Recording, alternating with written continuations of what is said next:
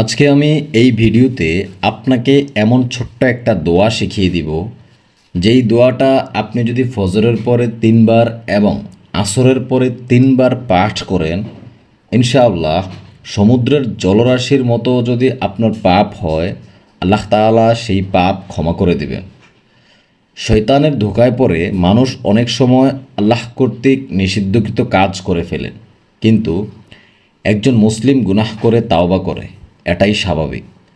আল্লামা ইবনে কাইয়ুম রহিমাল্লাহু আলাইহি বলেছেন, যে গুনাহ করে সে মানুষ, যে গুনাহ করে তার উপর অটল অবস্থানে থাকে সে শয়তান, আর যে গুনাহ থেকে তাওবা করে সে হলো মানুষ। যারা গুনাহের উপর অটল থাকে এবং তওবা করে না, তাদেরকে আল্লাহ তাআলা দুনিয়াতে যন্ত্রণাদায়ক শাস্তি দেবেন এবং পরকালে জাহান্নামের বাসিন্দা করবেন। রাসূল সাল্লাল্লাহু আলাইহি ওয়াসাল্লাম মানুষকে জাহান্নাম থেকে বেঁচে থাকার এবং নেক আমল করার কথা বলেছেন। হযরত নোমান ইবনে বশির রাদিয়াল্লাহু তাআলা বলেন, আমি রাসূল সাল্লাল্লাহু আলাইহি ওয়াসাল্লামকে বলতে শুনেছি, আমি তোমাদেরকে জাহান্নামের আগুন থেকে ভীতি প্রদর্শন করেছি। আমি তোমাদেরকে জাহান্নামের আগুন থেকে ভীতি প্রদর্শন করছি। তিনি এই বাক্যগুলো বারবার এমনভাবে উচ্চ কণ্ঠে বলতে থাকলেন যে, বর্তমানে আমি যে স্থানে বসে আছি, যদি রাসূল সাল্লাল্লাহু আলাইহি ওয়াসাল্লাম এই স্থান থেকে উক্ত বাক্যগুলো বলতেন, তবে ওই উচ্চকণ্ঠ বাজারের লোকেরাও শুনতে পেত। আর তিনি এমনভাবে হেলে দুলে বাক্যগুলো বলেছিলেন যে, তার কাঁধের উপর রক্ষিত চাদরখানা পায়ের উপর গড়ে পড়ছিল। মেশকাত শরীফের হাদিস। যারা জাহান্নামে যাবে তারা দেখতে কেমন হবে, এই বিষয়ে এক হাদিসে হযরত আবু হুরায়রা রাদিয়াল্লাহু তাআলা বলেন, নবী করিম সাল্লাল্লাহু আলাইহি ওয়াসাল্লাম বলেছেন, জাহান্নামের মধ্যে কাফেরের গায়ের চামড়া হবে 42 হাত মোটা, দাঁত হবে উহুদ পাহাড়ের সমান, এবং জাহান্নামীদের বসার স্থান হবে মক্কা মদিনার মধ্যবর্তী ব্যবধান পরিমাণ। তিরমিজি শরীফেও এসেছে এই হাদিসটা, এবং মেশকাত শরীফের 5675 নম্বর হাদিস। সুতরাং জাহান্নামের আযাব কতটা ভয়ঙ্কর হবে, অবশ্যই তা আপনি কিছুটা হলেও অনুধাবন করতে পেরেছেন এই হাদিসের মাধ্যমে। প্রিয় দিনী ভাই ও বোন, আপনার কাছে আমি বিশেষভাবে অনুরোধ রাখব, ফজর নামাজের পরে 3 বার এবং আসর নামাজের পরে 3 বার এই দোয়াটা পাঠ করুন। এইটা পাঠ করতে বেশি সময় লাগবে না। দোয়াটা আমি আপনাকে ভিডিওতে বানান সহ শিখিয়ে দেবো। এখান থেকে শিখে আমলের নিয়তে মুখস্থ করে যাবেন। আর অনুরোধ থাকবে আপনার কাছে, মিনিমাম 15 থেকে 20 জনকে দেখার সুযোগ করে দিবেন। আপনার কারণে ও আমল করুক, ও দেখুক, ও শিখুক।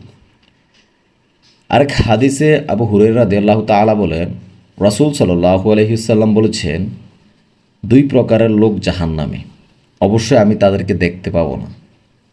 তাদের এক শ্রেণী এমন লোক হবে যাদের হাতের মধ্যে থাকবে গরুর লেজের মতো চাবুক, যা দিয়ে তারা মানুষকে মারধর করতে থাকবে। আর দ্বিতীয় শ্রেণী হবে এমন সব নারী যারা কাপড় পরে উলঙ্গ থেকে অপরকে নিজের দিকে আকৃষ্ট করতে এবং নিজেও অপরের দিকে আকৃষ্ট হবে।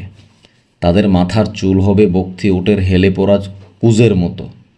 তারা কখনো জান্নাতে প্রবেশ করতে পারবে না, এমনকি তারা জান্নাতের সুঘ্রাণও পাবে না, যদিও তার সুঘ্রাণ অনেক অনেক দূর থেকে পাওয়া যাবে। মুসলিম শরীফের হাদিস।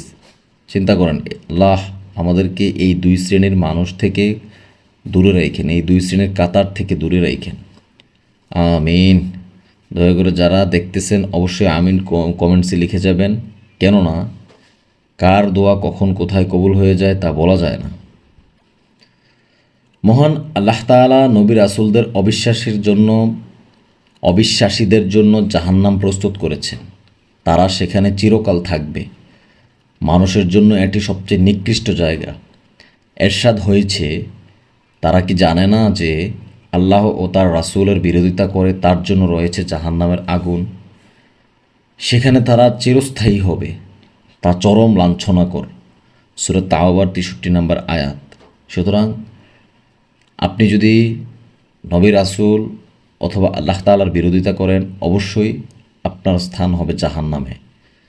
দেখেন বিরোধিতাটা কিভাবে করে মানুষ। বেদাত সৃষ্টির মাধ্যমে, নতুন নতুন নিয়ম সৃষ্টির মাধ্যমে, যেগুলার দলিল হাদিস কোরআন কোথাও নেই, আল্লাহ তাআলার দেওয়া নিয়মের যদি আপনি বিরোধিতা করেন ওইটা, তারপর মন গড়া মতো হাদিস বলা, তারপর হচ্ছে আল্লাহ তাআলার দেওয়া রীতিনীতি নিয়ম মেনে না চলা, নিজের মন গড়া মতো চলা, মূলত এইটাই হচ্ছে বিরোধিতার কথাটা বলা হয়েছে। দেখেন, জাহান্নামে যদি মানুষ যায় সেখানে কি ধরনের আযাব হতে পারে। মৃত্যুহীন শাস্তি ভোগ করতে হবে 1 নম্বরে, অর্থাৎ জাহান্নামীদের মৃত্যু হবে না কখনো, তারা আর্তনাদ করতে থাকবে। পবিত্র কোরআনে আল্লাহ তাআলা ইরশাদ করেন, তবে যারা কুফরি করে তাদের জন্য জাহান্নামের শাস্তি রয়েছে, তাদের মৃত্যুর আদেশ দেওয়া হবে না এবং শাস্তিও হালকা করা হবে না। এভাবে আমি অকৃতজ্ঞদের শাস্তি দিয়ে থাকি। তারা সেখানে আর্তনাদ করে বলবে, হে আমাদের রব, আমাদের বের করুন, আমরা ভালো কাজ করব, আগে যা করেছি তা করব না। আল্লাহ বলবেন, আমি কি তোমাদের এত দীর্ঘ জীবন দেইনি? তখন কেউ সতর্ক হতে চাইলে সতর্ক হতে পারত। অতএব তোমরা শাস্তির স্বাদ গ্রহণ করো, জালিমদের কোনো সাহায্যকারী নেই। সূরা ফাতিরের আয়াত নাম্বার 36। এই আয়াতের কথাটা একটু চিন্তা করেন, যে অবস্থায় আছেন। আপনাকে যদি আল্লাহ তাআলা বলেন তোমরা শাস্তির স্বাদ গ্রহণ করো, জালেমদের কোনো সাহায্যকারী নেই, তখন আপনার কী অবস্থা হবে? প্রিয় দিনী ভাই ও বোন, বালিশের সাথে মাথাটা লাগায় শুধুমাত্র 1টা মিনিট চিন্তা করেন, এই দুনিয়াতে যে এত পাপ করতেছেন সেটার জন্য কি এমন আমল করেন যেটার কারণে আল্লাহ তাআলা আপনাকে জাহান্নাম থেকে মুক্তি দিবেন এবং মৃত্যুর পরে জান্নাত দিবেন। আপনার কাছে আমি বিশেষভাবে অনুরোধ করব, খুবই ছোট দোয়া শিখিয়ে দিব, এখনই আমি বলতেছি, মনোযোগ সহকারে শুনুন, মুখস্থ করে যান। 2 নম্বরে, শাস্তির নানা স্তর, জাহান্নামে নানা পর্যায়ের শাস্তি থাকবে। 3 নম্বরে, মাথায় উত্তপ্ত পানি, জাহান্নামীদের শাস্তির প্রধান শাস্তি হচ্ছে এটা। অগ্নিদগ্ধ, অগ্নিশিখা ওখানে থাকবে, জাহান্নামীদের চেহারা সহ পুরো শরীর আগুন দিয়ে জ্বালিয়ে দেওয়া হবে। জাহান্নামীদের চামড়া পুড়িয়ে ফেলা হবে, তা পুড়ে গেলে নতুন চামড়া হবে এবং পুনরায় আবার তা পুড়াবে। অহংকার যারা করে এই দুনিয়াতে, অহংকারীদের অপদস্থ করে রক্তপুঁজ পান করানো হবে। জাহান্নামে কাফিরদের শারীরিক গঠন অস্বাভাবিকভাবে বড় হবে, চোখ দিয়ে রক্ত বের হতে থাকবে, সর্বদা কান্না করায় একসময় জাহান্নামীদের অশ্রু শেষ হয়ে যাবে। চিন্তা করেন কত কঠিন শাস্তি। এই দোয়াটা কখন পড়বেন আপনি? ফজরের পরে 3 বার এবং আসরের পরে 3 বার। দোয়াটা কি?